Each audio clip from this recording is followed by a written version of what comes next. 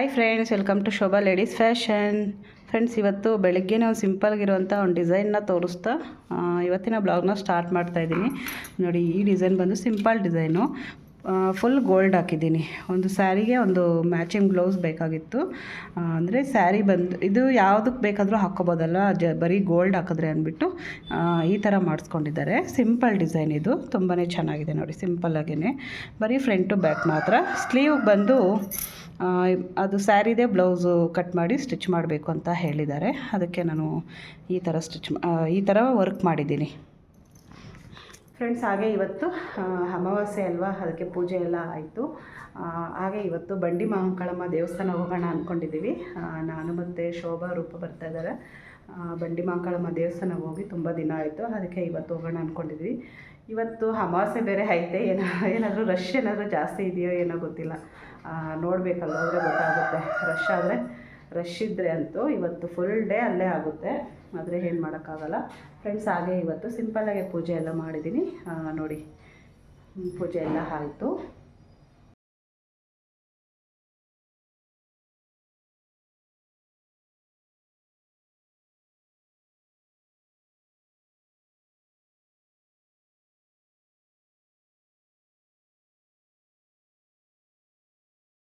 ಈಗ ಬಂಡಿ ಮಹಾಂಕಾಳಮ್ಮ ದೇವಸ್ಥಾನಕ್ಕೆ ಹೋಗ್ತಾಯಿದ್ದೀವಿ.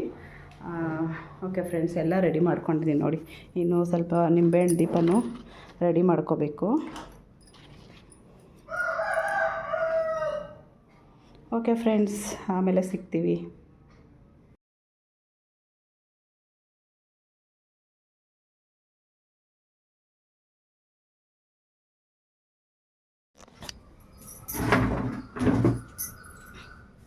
ಇದೊಂದು ಬಾಬಿನಲ್ಲಿ ಐತೆ ದಾರ, ಮೆರೂನ್ ಕಲರ್, ಬರೀ ಫಾಲ್ಸಿಗೆ ಅಲ್ಲ ಆಗುತ್ತೆ. ಇಲ್ಲ ನನಗೆ ಬರ್ತಾರೆ, ಫೋನ್ ಮಾಡಿ ಕಾಯ್ತಾ ಇದ್ದೀನಿ, ಫೋನ್ ಮಾಡ್ತಾರೆ ಅಂದ್ಬಿಟ್ಟು. ಅವ್ರು ಬರೋ ಗಂಟೆ ಯಾಕೆ ಅಂದ್ಬಿಟ್ಟು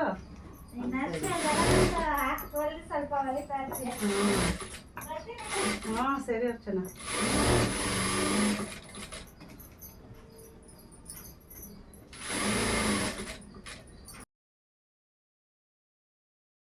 ನಮ್ಮ ಫ್ರೆಂಡ್ಸ್ ಇನ್ನೂ ಬರೋದು ಲೇಟು ಅಂದ್ಬಿಟ್ಟು ನಾನು ಸ್ಟಿಚಿಂಗ್ ಮಾಡೋಣ ಅಂತೇಳಿ ಸ್ಟಿಚ್ ಮಾಡ್ತಾಯಿದ್ದೀನಿ. ನಾವು ಬರೋವರೆಗೂ ಕಾಯ್ಕೊಂಡಿದ್ದು ಲೇಟ್ ಆಗ್ಬಿಡುತ್ತೆ.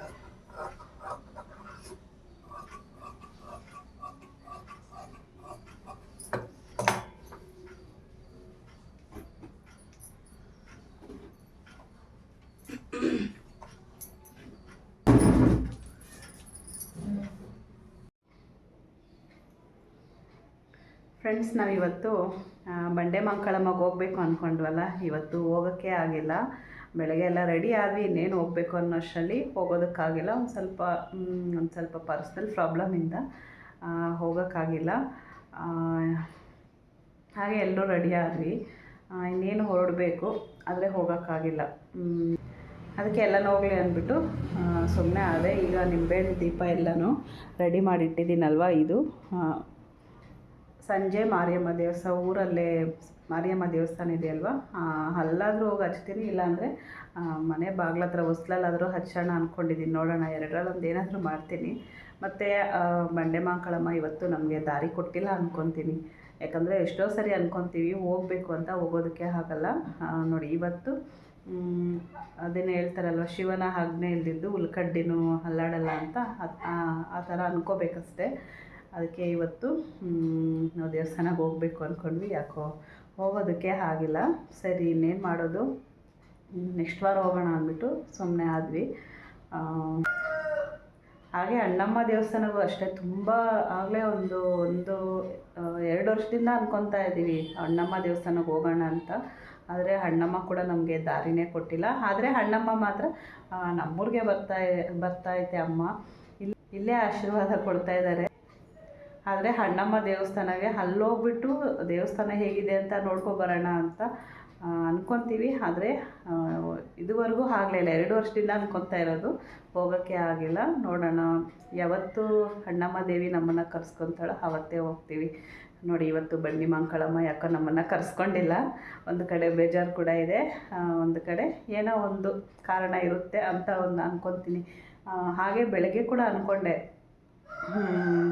ಇವತ್ತು ಯಾಕೋ ಮನಸ್ಸಿಲ್ಲ, ಯಾಕೋ ಹೋಗೋದು ಬೇಡ ಅಂದ್ಕೊಂಡೆ. ಆದರೂ ರೆಡಿ ಆಗಿಬಿಟ್ಟಿದ್ದೀನಲ್ಲ, ಮತ್ತು ನಮ್ಮ ಫ್ರೆಂಡ್ಸ್ ಎಲ್ಲ ಬೈಕೊತಾರೆ, ಅವ್ರಿಗೆಲ್ಲ ಹೇಳಿಬಿಟ್ಟಿದ್ದೀನಲ್ವ ರೆಡಿ ಆಗಿ ಅಂತ ಅಂದ್ಬಿಟ್ಟು ಬೈಕೊತಾರಲ್ಲ ಅಂತ ನಾನು ಸುಮ್ಮನೆ ಇದ್ದೆ.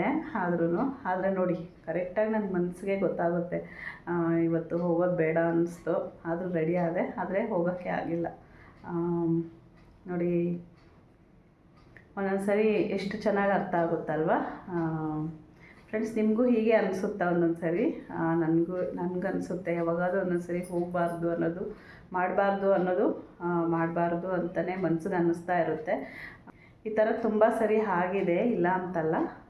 ನೋಡಿ ಇವತ್ತು ಹಂಗೆ ಆಯಿತು. ಯಾಕೋ ಹೋಗೋಕ್ಕೆ ಮನಸ್ಸಿರಲಿಲ್ಲ, ಆದರೂ ರೆಡಿ ಆದೆ. ಆದರೂ ಹೋಗೋಕ್ಕಾಗಿಲ್ಲ, ಸ್ವಲ್ಪ ಕಾರಣಾಂತರದಿಂದ ಹೋಗೋದಕ್ಕಾಗಿಲ್ಲ. Okay friends.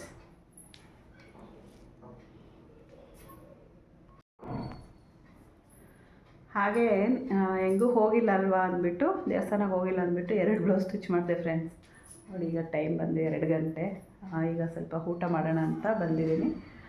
ಬೆಳಗ್ಗೆಯಿಂದ ಸಂಜೆವರೆಗೆ ಏನಿರಲ್ಲ, ಈಗ ಸದ್ಯಕ್ಕೆ ಊಟ ಮಾಡಿ ಒಂದು ಸ್ವಲ್ಪ ರೆಸ್ಟ್ ತಗೊತೀನಿ. ಹಾಗೆ ಸಂಜೆ ಪೂಜೆ ಮಾಡಿದ್ದೀನಿ. ನೋಡಿ ಇವತ್ತು ಅಮಾವಾಸ್ಯೆ ಅಂದ್ಬಿಟ್ಟು ನಾನು ನಿಂಬೆಹಣ್ಣು ದೀಪ ನಾನು ಬಂಡೆ ಮಹಾಂಕಾಳಿ ಅಮ್ಮ ದೇವಸ್ಥಾನಕ್ಕೆ ಅಂತ ಮಾಡ್ಕೊಂಡಿದ್ದೆ, ಆದರೆ ಹೋಗೋಕ್ಕಾಗಿಲ್ವಲ್ಲ, ಅದಕ್ಕೆ ಹೊಸ್ಲತ್ರ 2 ಹಚ್ಚಿದ್ದೀನಿ. ಹಾಗೆ ಮಾರಿಯಮ್ಮ ದೇವಸ್ಥಾನಕ್ಕೆ ಹೋಗಿ ಅಲ್ಲೊಂದು 2 ಹಚ್ಚಿ ಬಂದೆ.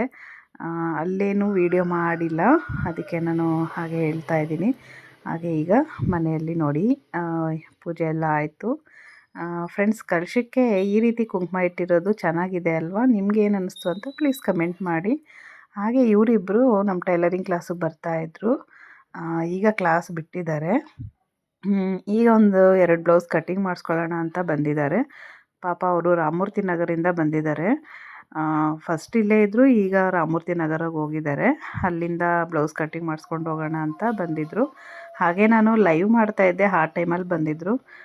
ಮತ್ತು ನಾನೇನು ಮಾಡೋದು ಅಂದ್ಬಿಟ್ಟು, ಅಷ್ಟು ದೂರದಿಂದ ಬಂದಿದ್ದಾರಲ್ವ ಅಂದ್ಬಿಟ್ಟು ಲೈವ್ನ ಹೆಂಡ್ ಮಾಡಿ ಆಮೇಲೆ ಹೋಗಿ ಅವ್ರನ್ನ ಮಾತಾಡಿಸ್ಕೊಂಡು ಹಾಗೆ ಅವ್ರಿಗೆ ಒಂದು ಬ್ಲೌಸ್ ಕಟ್ ಮಾಡಿ ಕೊಟ್ಟು ಬಂದಿದ್ದೀನಿ. ಹಾಗೆ ನೋಡಿ ಮತ್ತು ಅವ್ರು ಬಂದು ಹೋದಾದಮೇಲೆ ಇವರು ಅಜ್ಜಿ, ನಿಮ್ಗೀಗಾಗಲೇ ಪ್ರತಿದಿನ ವಿಡಿಯೋ ನೋಡೋರ್ಗಾದರೆ ಗೊತ್ತಿರುತ್ತೆ. ಈ ಅಜ್ಜಿ ಅಪಾರ್ಟ್ಮೆಂಟಿಂದ ಬರ್ತಾರೆ.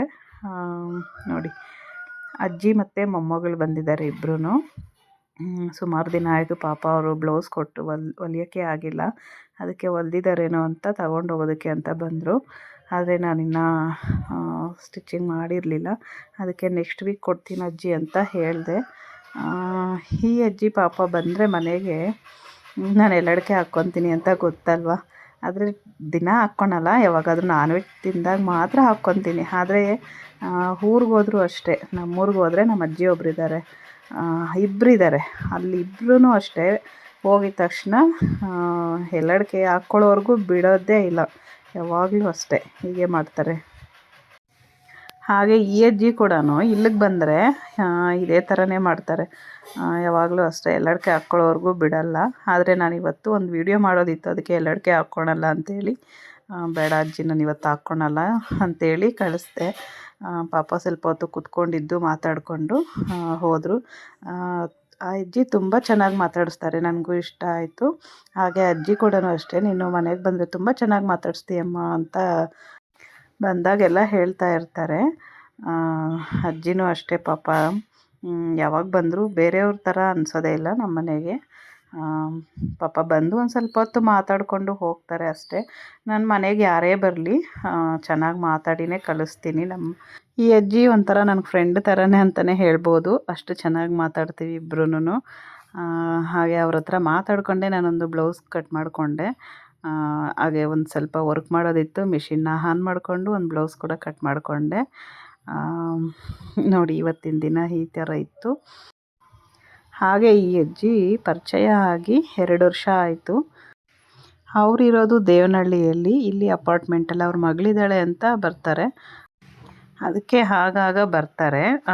ಬ್ಲೌಸ್ ಸ್ಟಿಚ್ ಮಾಡಿಸ್ಕೊಳ್ಳೋದಿದ್ದರೂ ಬರ್ತಾರೆ, ಇಲ್ಲ ಆಗಾಗ ನಾನೇನಾದರೂ ನೆನಪು ಬಂತು ಅಂದರೆ ಮಾತಾಡ್ಸ್ಕೊಂಡು ಹೋಗೋಣ ಅಂತಾದರೂ ಬರ್ತಾರಂತೆ. ಪಾಪ ನೋಡಿ ನನಗೋಸ್ಕರ ಅಲ್ಲಿಂದ ಹುಡ್ಕೊಂಡು ಬಂದು ಮಾತಾಡ್ಸ್ಕೊಂಡು ಹೋಗ್ತಾರಲ್ಲ, ಇದೊಂಥರ ನನಗೆ ಖುಷಿ ಅನಿಸುತ್ತೆ. ಪಾಪ ಅಜ್ಜಿ ನೋಡಿ ಏನು ಹೇಳಬೇಕು ಅಂತಲೇ ಗೊತ್ತಾಗ್ತಾ ಇಲ್ಲ. ಒಟ್ಟಿನಲ್ಲಿ ಅಜ್ಜಿ ಪಾಪ ಬಂದು ಮಾತಾಡ್ಸ್ಕೊಂಡು ಹೋಗ್ತಾರಲ್ಲ, ನಂಗೆ ತುಂಬ ಖುಷಿ ಅನಿಸುತ್ತೆ. ಅವ್ರಿಗೂ ಅಷ್ಟೇ ಖುಷಿಯಿಂದ ಮಾತಾಡ್ಸ್ಕೊಂಡು ಹೋಗ್ತಾರೆ. ಹಾಗೆ ನನಗೆ ಈ ಥರ ಏಜ್ ಆಗಿರೋ ಅಜ್ಜಿರೇ ತುಂಬ ಫ್ರೆಂಡ್ಲಿ ಆಗಿರೋದು ತುಂಬ ಜನ ಇದ್ದಾರೆ. ನೋಡೋಣ ಫ್ರೆಂಡ್ಸ್, ನೆಕ್ಸ್ಟ್ ಯಾವಾಗಾದರೂ ಯಾವುದಾದ್ರೂ ಒಂದು ಬ್ಲಾಗಲ್ಲಿ ಅವ್ರು ಬಂದಾಗ ನೋಡ್ತೀನಿ, ವಿಡಿಯೋ ಮಾಡ್ಕೋತೀನಿ.